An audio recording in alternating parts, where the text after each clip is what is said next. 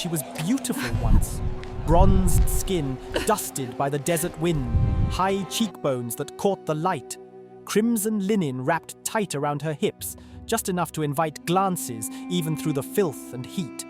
If you'd seen her a year ago, you might have stared. You might have followed. She would have noticed. She always noticed. Now, no one looked at her for long, not because they didn't want to, but because they already had. She turned her head, and the illusion snapped. Where her nose once was, there remained only an open scar, puckered, pink, slightly sunken, like her face had flinched and never recovered. No veil could hide it. No smile could distract from it. She wasn't marked. She was rewritten, not a woman anymore, a message. In ancient Egypt, justice wasn't handled quietly.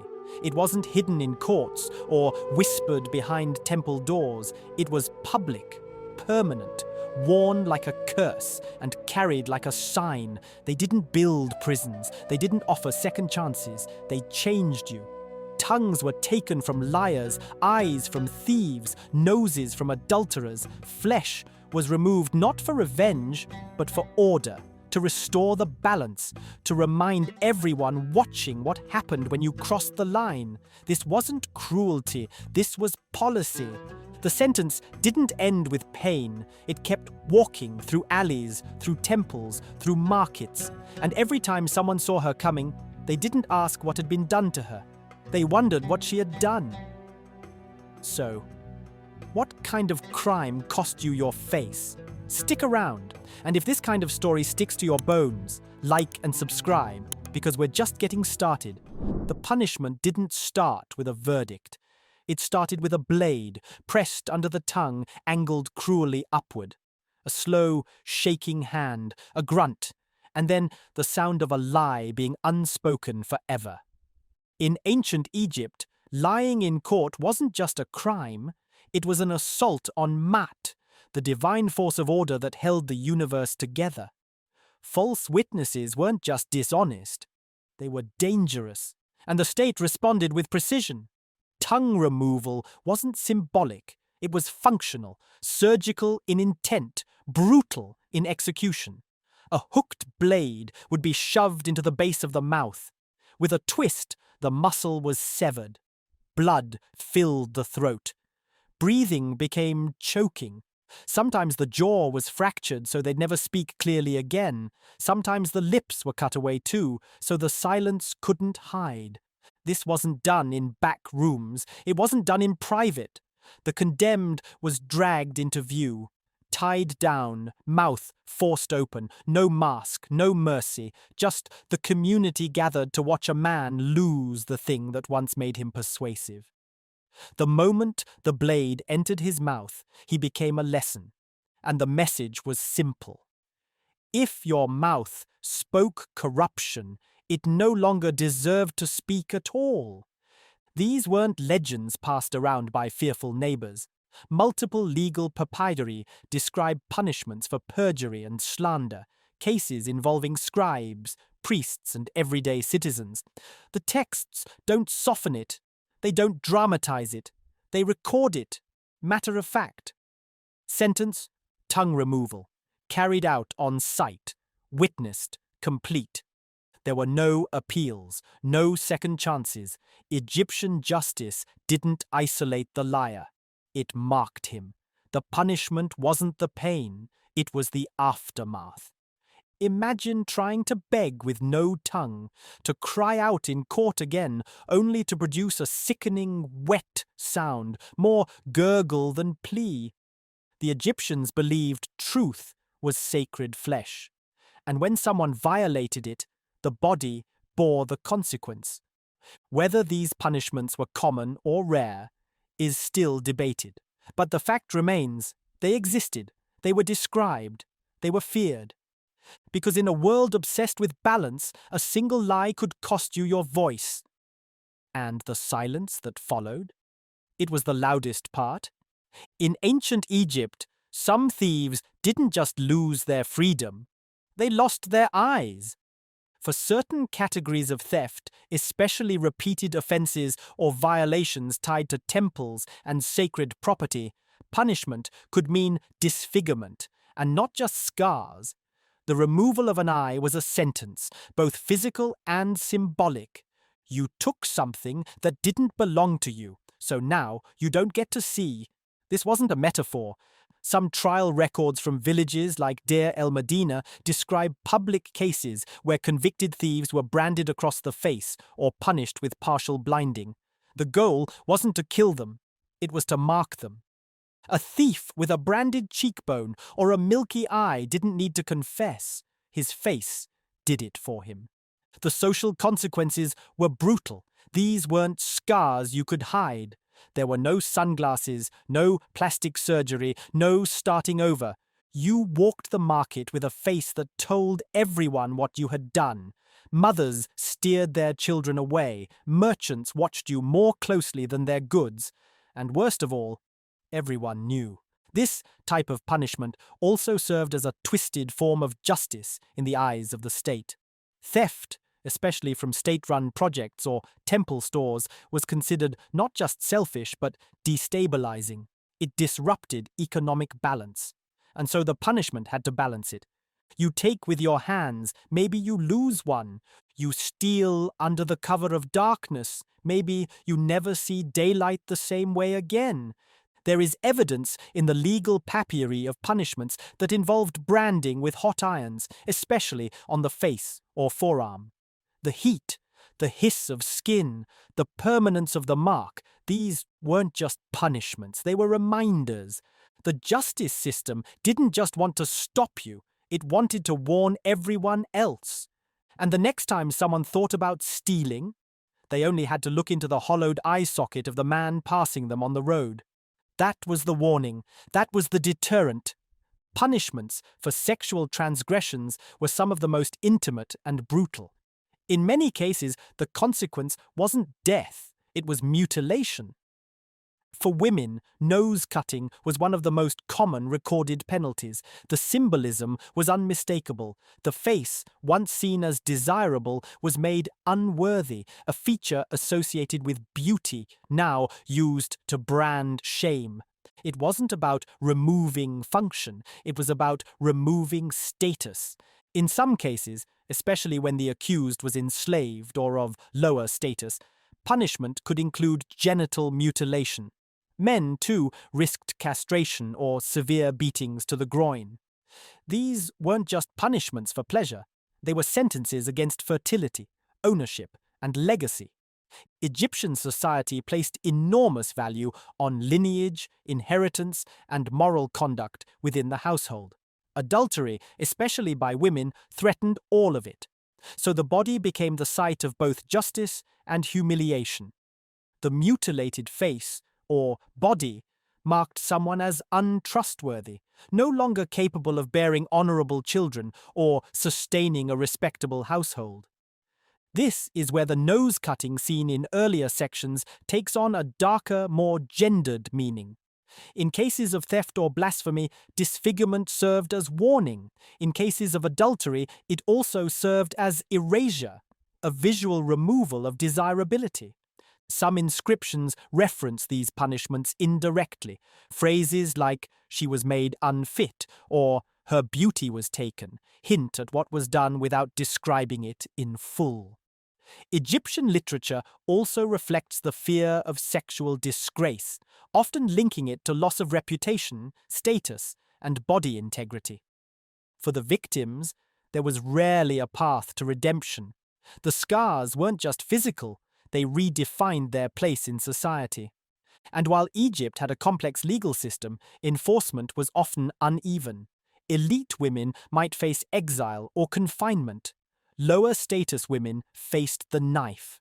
The result, either way, was the same: a life changed forever, with the crime written across the skin. There's no comfort in these stories, only silence. And maybe, for a moment, empathy. The next punishment, the branding iron worn down from use, blackened at the tip and glowing red hot from the heat. Slaves, thieves, and repeat offenders were pressed face first against the ground. Then came the sound, flesh hissing under metal, and the sudden collapse of a scream.